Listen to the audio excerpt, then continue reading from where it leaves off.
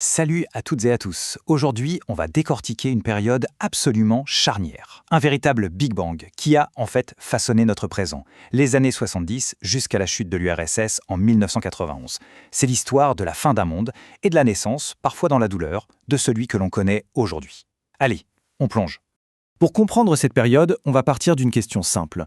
Et si tous les grands événements de l'époque, la crise économique, les révolutions, la fin de la guerre froide, n'étaient pas juste des faits isolés, mais plutôt les pièces d'un immense jeu de dominos. Une réaction en chaîne qui a tout balayé sur son passage. Pour bien mesurer le choc, il faut d'abord se souvenir de ce qu'il y avait avant. Après 1945, l'Occident connaît une période presque magique qu'on a appelée les 30 Glorieuses. La croissance économique était folle, le plein emploi la norme. Bref, on avait l'impression que le progrès était infini et que l'avenir était tout tracé. C'était une sorte d'âge d'or économique où la stabilité semblait garantie. Sauf que cette belle machine, si bien huilée, va commencer à vraiment grincer à la fin des années 60. On va voir comment les fondations de cet ordre mondial, qui paraissaient si solides, se sont mises à craquer les unes après les autres. Plusieurs signaux d'alarme commencent à s'allumer. L'économie mondiale surchauffe, l'inflation grimpe. Il faut dire que les États-Unis, pour financer la guerre du Vietnam qui coûtait une fortune, faisaient tourner la planche à billets. Résultat, le monde était inondé de dollars qui perdaient de leur valeur. Et là, le 15 août 1971, c'est le coup de tonnerre. Le président Nixon annonce que le dollar n'est plus convertible en or. Pour le dire simplement, la monnaie de référence de toute l'économie mondiale n'est plus garantie par rien de tangible. C'est la fin du système de Bretton Woods, qui tenait tout en place depuis 1944. L'ère de la prévisibilité, c'est terminé. Le système était donc déjà super fragile, en déséquilibre. Et là-dessus est arrivé le coup de grâce. L'événement qui a vraiment fait basculer le monde dans une crise profonde et durable, le premier choc pétrolier. Regardez bien ce chiffre, 2 $. C'était pendant des années le prix d'un baril de pétrole. Une énergie quasi gratuite qui a littéralement été le carburant des 30 Glorieuses. Toute notre industrie, tous nos modes de vie en Occident reposaient là-dessus, sur ce pétrole qui ne coûtait rien. Et voilà le choc. En l'espace de quelques mois, le prix est multiplié par 4. Pour faire court, à la suite de la guerre du Kippour, les pays de l'OPEP, principalement arabes, décident d'utiliser le pétrole comme une arme. C'est une sanction contre le soutien de l'Occident à Israël. L'effet est immédiat. C'est une déflagration. L'économie mondiale complètement dépendante se retrouve prise à la gorge. Et cette crise donne naissance à un monstre économique que personne ne comprend vraiment. La stagflation. C'est un concept clé à retenir. Normalement, quand l'économie stagne, les prix ont tendance à baisser. Logique. Mais là, c'est tout l'inverse. La croissance s'effondre, le chômage explose et, en même temps, les prix continuent de flamber. C'est un véritable cauchemar pour les gouvernements qui ne savent absolument plus quoi faire.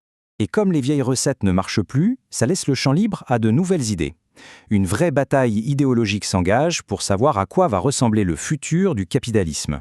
On a vraiment deux visions qui s'affrontent. D'un côté, l'héritage de Keynes. L'État doit intervenir, dépenser de l'argent pour relancer la machine. C'est ce qu'on essaie de faire au début, mais ça ne fait qu'aggraver l'inflation sans résoudre le chômage.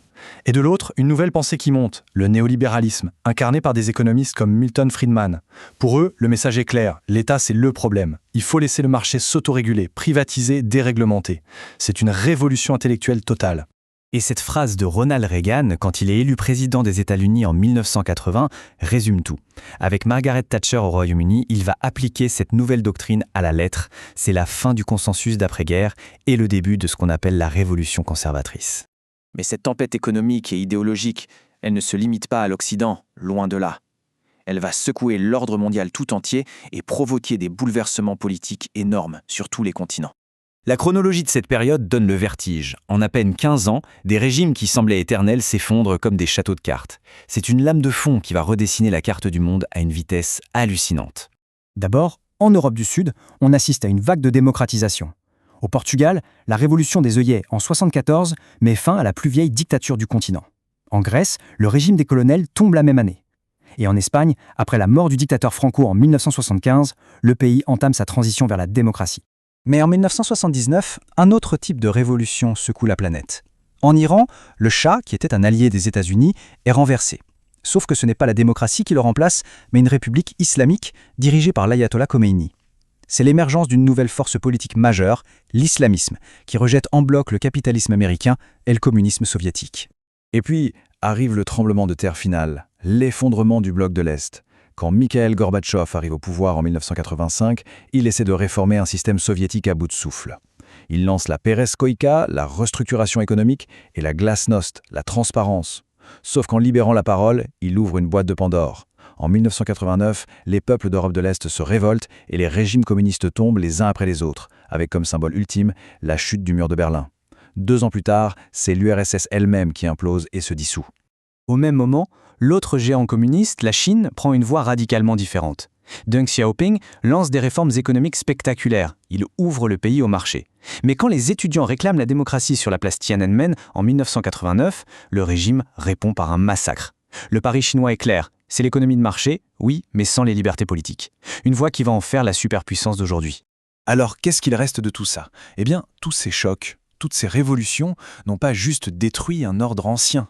En fait, ils ont accouché du monde dans lequel on vit, là maintenant. Notre monde est l'héritier direct de cette période. On vit avec les conséquences de tout ça. La fin de l'opposition Est-Ouest, une mondialisation qui s'est accélérée à toute vitesse, mais aussi un monde bien plus complexe, plus instable, avec des nouvelles puissances comme la Chine et de nouvelles formes de conflits qu'on ne connaissait pas avant. On va finir sur cette question, qui reste totalement ouverte. On a quitté la stabilité un peu angoissante de la guerre froide pour un monde avec plein de pôles de puissance, super connectés, mais aussi rempli d'incertitudes. En comprenant cette grande bascule des années 70 et 80, on a peut-être quelques clés pour mieux déchiffrer les défis de notre propre époque. Merci beaucoup et à bientôt!